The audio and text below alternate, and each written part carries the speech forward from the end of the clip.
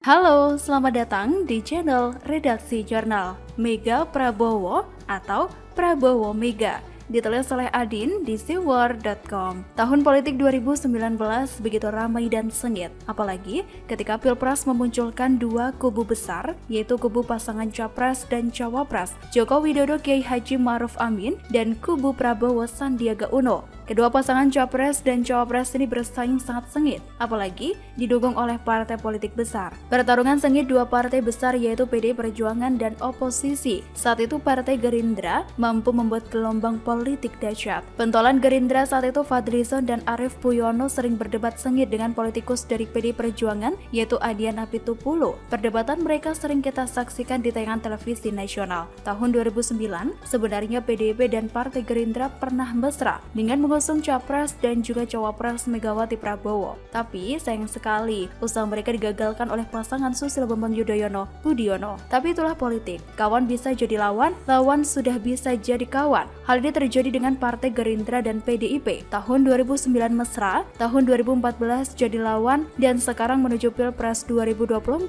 kembali menunjukkan kemesraan. Hal ini terlihat beberapa hari lalu Presiden kelima Republik Indonesia Megawati Soekarno Putri dan juga Menteri Pertahanan Prabowo Subianto tampil mesra berdua. Keakraban keduanya terlihat saat meresmikan patung Presiden ke-1 Soekarno atau Bung Karno. Megawati secara khusus diundang Prabowo untuk ikut meresmikan patung sang ayah di Gedung Kementerian Pertahanan pada Minggu 6 Juni 2021.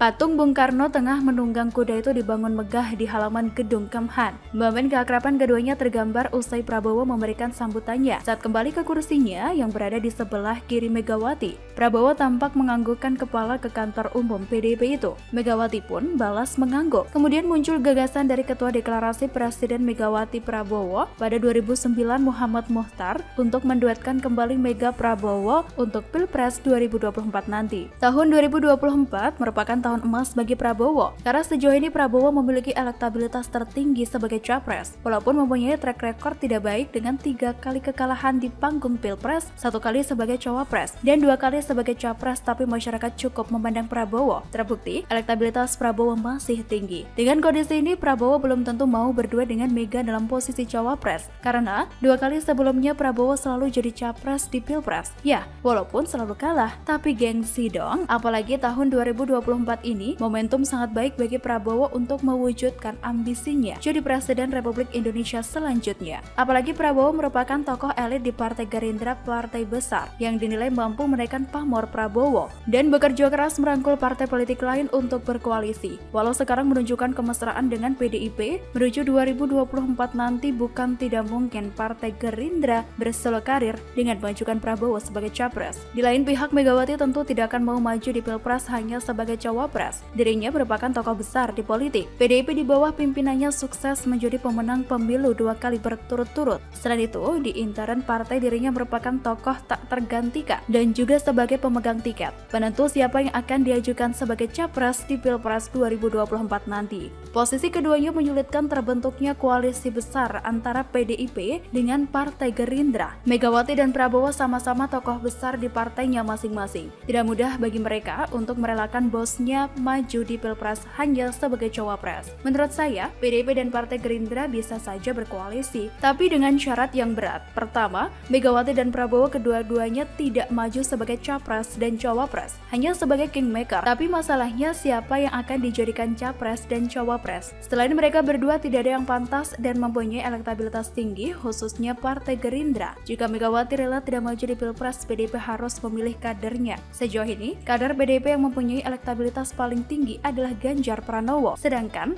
Ganjar sekarang ini sedang diasingkan oleh PDIP. Apakah PDIP harus menelan ludah sendiri dengan kembali merangkul Ganjar? Lalu, jika Ganjar terpilih, kira-kira posisi mana yang pantas? Apakah Capres atau Cawapres? Jika Prabowo tidak mau jadi Cawapres, apakah PDIP mau jagoannya hanya maju sebagai Cawapres? Jadi, menurut saya, baik Mega Pro maupun Pro Mega sulit terwujud, karena keduanya tidak mau mengalah. Begitu saja. Silahkan tulis komen Anda di kolom komentar, like, subscribe, dan share ke sosial media kalian. Redaksi Jurnal pamit, sampai jumpa.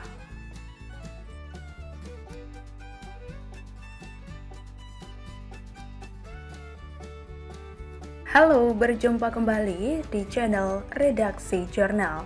Presiden sudah tekan Perpres Miras, Anies kapan? Ditulis oleh tim redaksi dari berbagai sumber. Presiden Joko Widodo menandatangani Peraturan Presiden Nomor 49 Tahun 2021 tentang perubahan atas Peraturan Presiden Nomor 10 Tahun 2021 tentang bidang usaha penanaman modal.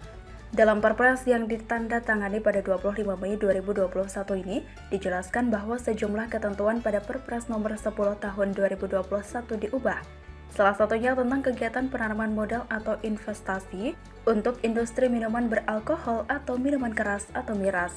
Dilansir dari lembaran Perpres yang telah diunggah di laman resmi Sekretariat Negara pada Senin 7 Juni 2021, disebutkan bahwa semua bidang usaha terbuka bagi kegiatan penanaman modal.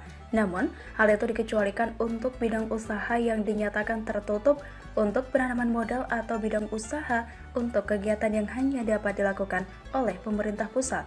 Adapun bidang usaha yang dinyatakan tertutup untuk penanaman modal meliputi dua hal.